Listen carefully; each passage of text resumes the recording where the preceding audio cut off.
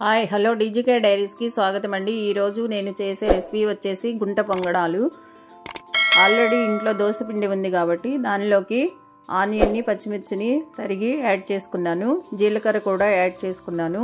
Stove వెలిగించి బాండీ పెట్టి ఆయిల్ వేసి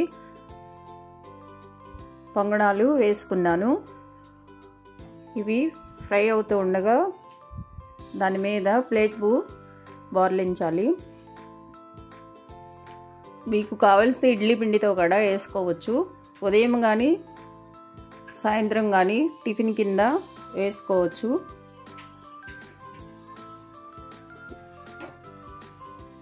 దానిలోకి టమాటా కూడా యాడ్ చేసుకోవచ్చు.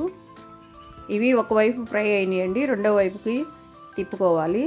దీనిలోకి టమాటా చట్నీ చాలా టేస్టీగా ఉంటుంది.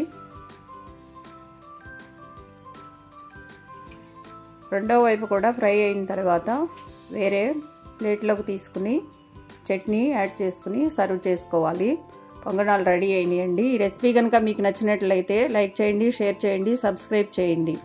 Thank you.